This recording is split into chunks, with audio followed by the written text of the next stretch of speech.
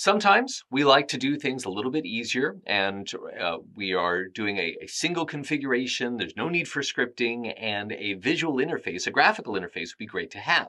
Well, the Catalyst 3850 and 3650 provide that initialization interface, the equivalent of the Express Setup wizard that we have at the CLI with something called GUI Express Setup. So if I wanted to have a console session, I would, of course, plug into the console port, the USB or the RJ45 to my serial port, right?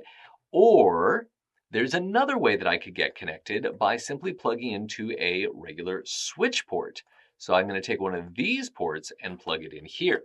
Now, the way that we get access to this graphical interface in order to do the initial setup, things like what's my host name and my initial IP address, maybe supporting Telnet, is I'm going to configure the system to boot into a very special mode called the GUI Express Setup mode. So it's a whole different mode to operate in.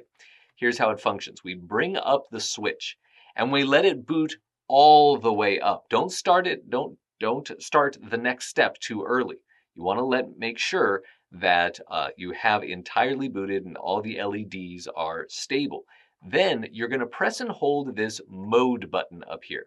All right, the mode button allows you to access various different interface options during the boot process. And what we want is to enter Express Setup.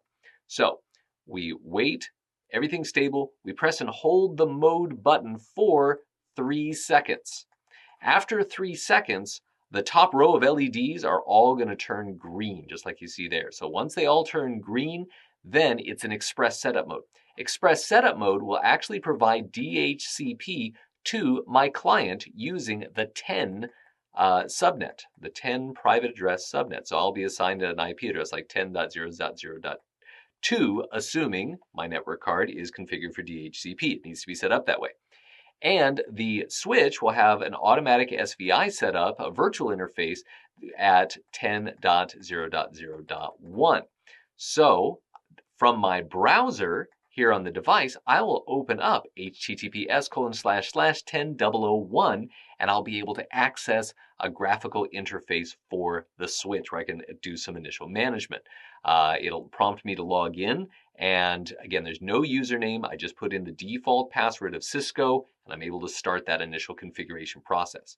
Before we look at that process, I do want to mention one quick thing, and that is if you boot up the switch, and you start pressing the mode button too early, something different can happen. If you press the mode button and hold it down before it's stabilized, that actually is designed to send you into factory reset mode, all right?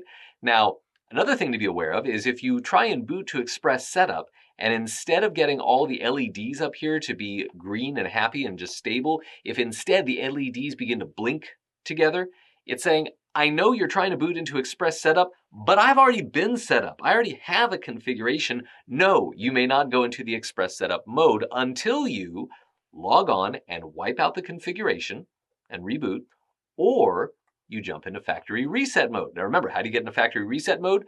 You plug it in to power it on, and within 15 seconds, you press and hold down the mode button while the system LEDs are still flashing green.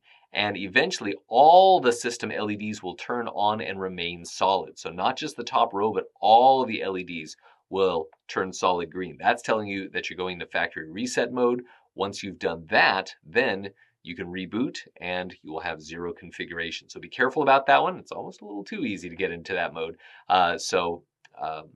In that mode, we can then log on and clear the configuration through a console port connection. Right? That's designed for a console port management when we go into factory reset mode. So it's not like it's going to wipe anything out just by holding down that mode button. And again, it requires some physical access to make that happen.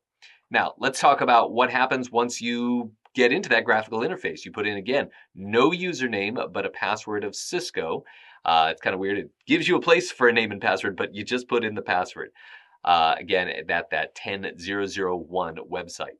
So initially, again, it's going to give you the prompting for, okay, how are we going to manage this? What's the management IP address, default gateway? What's the switch password? And confirm that. So instead of Cisco being the default, we can change that. So we've got the VLAN, the IP address, the default gateway, the passwords. Then we can configure things like the host name and, again, service, date, time zone information there.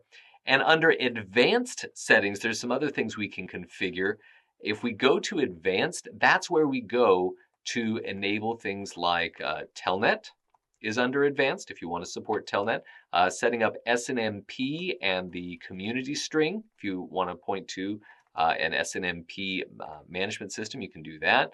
And also, there's a field to enable IPv6, but it is enabled by default. Be aware of that. So again, out of the box, it assumes IPv6. So really, you go to advanced settings if you just want to turn off IPv6 support altogether because you're not using it in your network and you don't want to confuse any issues. And that's it.